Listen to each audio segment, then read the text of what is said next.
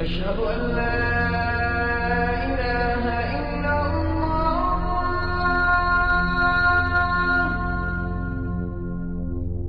أشهد أن لا إله إلا الله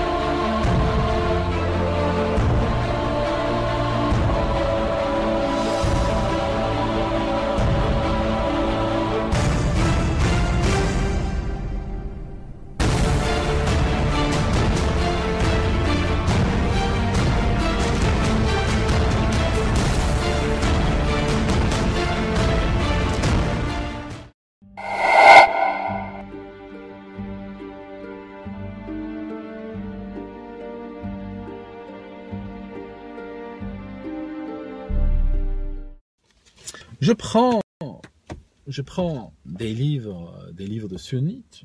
Je prends ici, j'ai pris 2 livres. J'ai pas voulu faire plus que cela. J'aurais pu, mais j'ai pris 2 livres, ça suffit. J'ai pris Sahih Bukhari, une page de Sahih Bukhari, et j'ai pris une page de Sahih Muslim. Alors là, j'ai frappé fort parce que énormément de musulmans me disent tu prends des choses, il y a des gens qui me disent oui, tu prends un truc très latéral, personne n'a parlé de ça, personne ne connaît ça. Non, non mes amis, je prends toujours les piliers. Je n'ai jamais dans mes vidéos pris un livre si ce livre n'était pas considéré de manière quasi unanime par les musulmans sunnites comme un livre pilier, comme un livre phare, comme un livre important. Ces livres, comme par exemple Bukhari et Muslim, sont dans toutes les maisons, dans toutes les mosquées, dans toutes les universités, dans toutes les écoles. D'accord ? C'est très important. Je ne prends pas des sources latérales, je prends des sources centrales. Deuxièmement, question, il y a des gens qui me disent oui, l'interprétation, tu interprètes. Non, l'interprétation, c'est ça. Hein? Quand on parle d'interprétation, c'est ce genre de choses qui se prêtent à l'interprétation. Moi, je vous parle d'arabe, qui est une langue parlée par des milliers de gens, et je prends des éléments qui sont écrits noir sur blanc et assez clairement. Alors, je prends ce passage très court de Bukhari, alors où ils font dire au prophète, donc ça c'est un hadith qui est narré ou qui est rapporté par Anas ibn Malik. Ça ne nous étonne pas du tout, hein. On a parlé de lui, il bouffait chez les Omeyyades, donc forcément il sort des hadiths comme ça.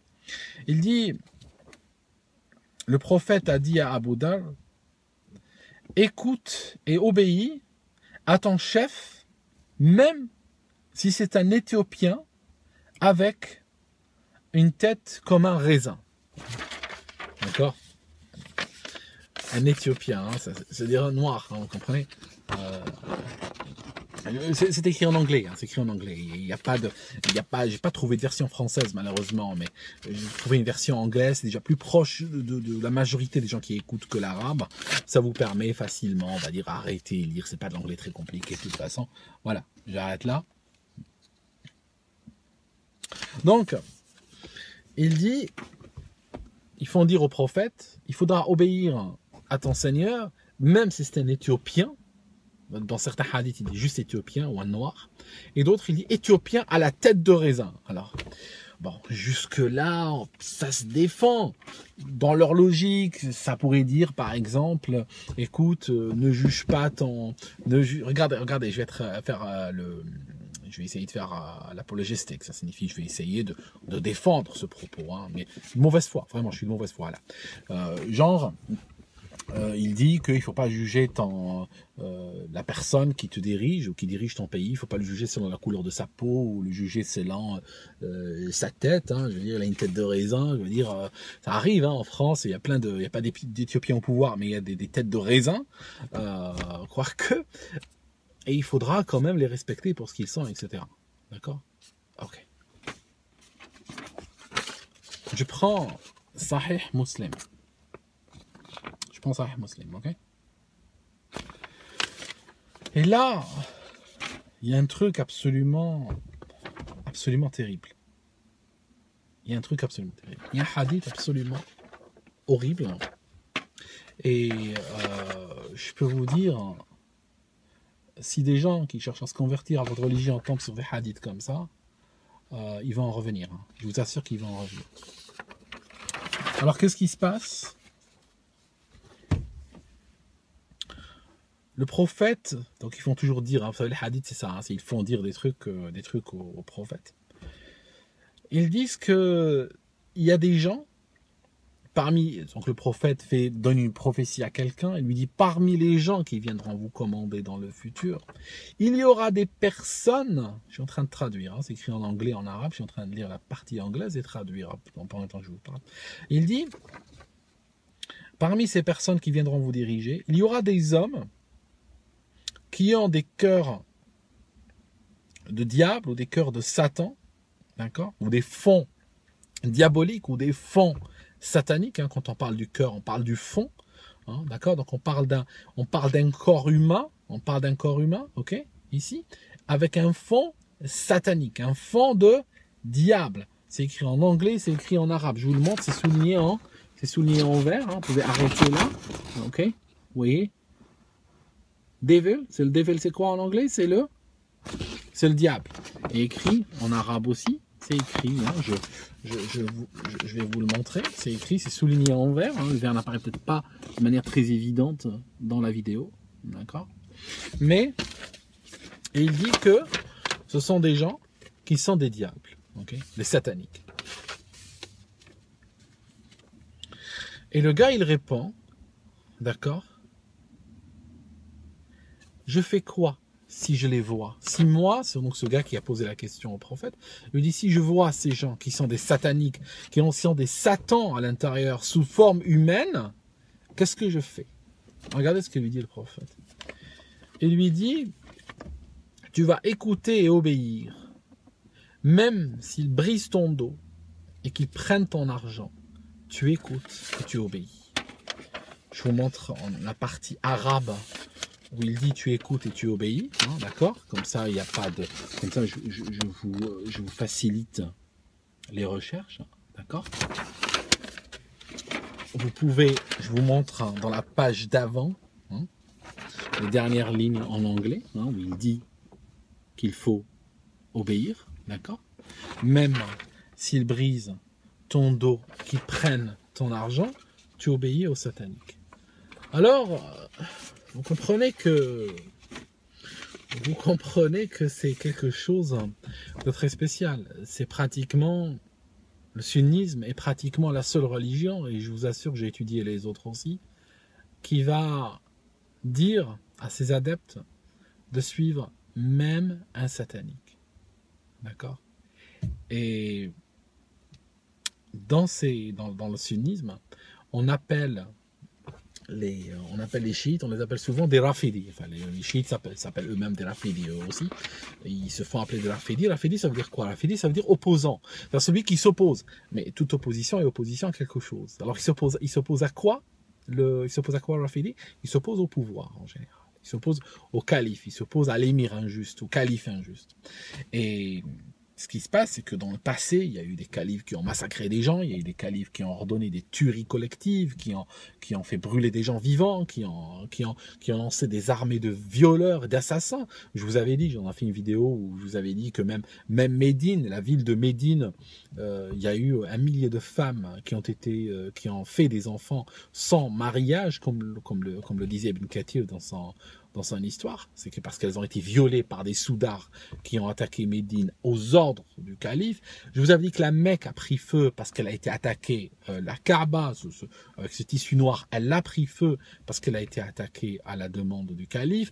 La famille du prophète a été mise en esclavage. Son petit-fils a eu la tête tranchée, emmené dans un sac chez les califes. Et apparemment, il faut toujours respecter les califes. Mais regardez, je suis pratiquement sûr que c'est un calife qui a payé. Je suis en train de chercher une feuille. Ah, là, j'ai trouvé. Je vous la montrer tout à l'heure. Alors, ce qui se passe, c'est que celui qui a créé ce hadith, parce que ce hadith, même s'il se trouve dans Muslim, moi Sahih Muslim, je vous garantis que c'est un hadith créé, parce qu'il va à l'encontre, on va dire, d'un certain nombre de préceptes très solides qui sont ancrés dans l'islam. Celui qui a créé ce hadith a été très subtil. Parce que regardez ce qu'il a fait. Il a été très malin. Je pense que le calife qui tenait l'épée au-dessus de sa tête lui a dit de raconter ce hadith-là ou d'écrire ce hadith-là. Mais regardez ce qu'il nous a fait, le gars. Il nous a donné un indice très intéressant. Parce qu'il a menti, mais il a menti avec précision, pour nous apporter quelque chose. Il dit que si des gens viennent, il aurait pu dire si des califes injustes viennent, ou des dirigeants corrompus arrivent, ou des dictateurs. Il aurait pu être vague sur la définition du dictateur auquel il faut obéir. Mais non, mais il n'est pas vague. Il est ultra précis, le gars. Très précis. Regardez ce qu'il dit. Il dit, ils ont des corps d'humains et ils ont des cœurs de Satan et ils prennent votre argent, ils brisent votre dos. Donc vous comprenez, on est en train de parler de gens qui existent vraiment. Voilà. Et je pense que c'est sous l'instigation desquels ce hadith a été écrit. Mais bien sûr, chez des peuples qui malheureusement vivent en dogmatisant tout, il est très dur de critiquer ces sources-là, d'accord. Donc cette source-là ne se critique pas, hein, juste pour être clair. Cette source ne se critique pas chez les musulmans. C'est pas une source. Ce qui est dedans est considéré comme vrai, hein, d'accord. Si tu as des doutes sur ce qui est là-dedans, tu dois te demander vraiment si tu es musulman ou pas, ou sunnite ou pas en tout cas, hein, parce que bon, les chiites ne respectent pas ce livre, hein, il fait pas partie de leur code. Mais si tu ne crois pas en ce qu'il y a dans ce livre, c'est que probablement, d'après en tout cas tes élites, d'après tes imams, tu es probablement pas sunnite. Et cette source-là dit que tu dois suivre des sataniques. Pourquoi j'ai dit que ce hadith est probablement inventé? Parce que quand on regarde une autre source de l'islam, qui est le Coran, d'accord? Parce qu'il faut savoir qu'au-dessus de ces livres, il y a le Coran, quoique ça se discute chez beaucoup de musulmans sunnites. Le Coran est en dessous de ces livres. Il faut que je vous fasse une vidéo parce que si vous faites une radio-trottoir chez les musulmans, si vous allez à un radio-trottoir à la sortie d'une mosquée et vous dites qu'est-ce qui est plus fort, qu'est-ce qui va au-dessus, c'est quoi la source prioritaire, est-ce que c'est le Coran ou c'est la Sunna, ils vont tous vous dire non, c'est le Coran qui est prioritaire. Pourtant, chez leurs élites, ce n'est pas si évident que ça. Le Coran n'est pas nécessairement prioritaire par rapport à la Sunna. Donc, ce qui est dans des livres comme Muslim et Bukhari, chez beaucoup de piliers du sunnisme, passe avant ce qu'il y a dans le Coran. Mais je vais vous montrer quand même ce qu'il y a dans le Coran. Je vous montre ce verset. D'accord? Je vous invite à vous arrêter 5 minutes dessus pour le lire. C'est la sourate numéro 11, et puis c'est le verset numéro 113. Qu'est-ce qu'il dit? Et ne vous penchez pas. Donc il dit la talkano, ça signifie c'est pencher, c'est s'approcher, tendre. C'est même pas aller serrer la main et tenir et participer, aider et tout. Non, non, non, pas du tout. C'est vraiment ne vous penchez même pas. Ça signifie même intérieurement, on n'est même pas de sympathie, de complaisance, de penchant envers les injustes. D'accord? Et ne vous penchez pas vers les injustes, sinon le feu vous atteindrait. D'accord? Se pencher vers les injustes, d'après le Coran, d'accord, est déjà suffisant pour être atteint réellement par le feu, par les flammes éternelles, en fait, les flammes du châtiment. Vous n'avez pas d'allié en dehors d'Allah et vous ne serez pas secourus. Hein? D'accord? Je vous le lis en arabe. وَلَا تَرْكَنُوا إِلَى الَّذِينَ ظَلَمُوا فَتَمَسَّكُمُ النَّارُ وَمَا لَكُم مِّن دُونِ اللَّهِ مِنْ أَوْلِيَاءٍ ثُمَّ لَا تُنصَرُونَ.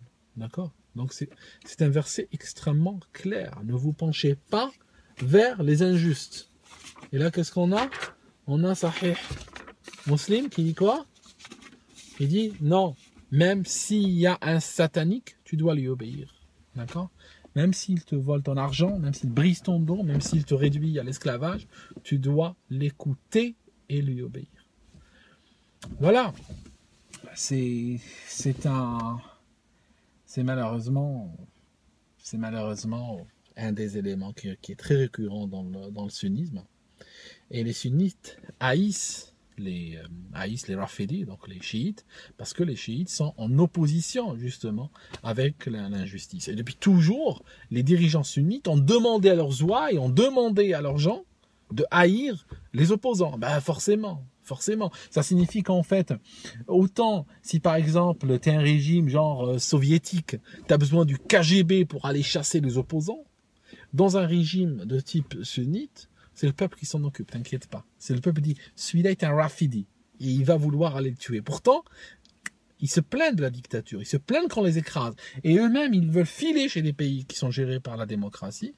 Mais malheureusement, ils ont une haine noire, personnelle, congénitale littéralement certains, contre tous ceux qui s'opposent au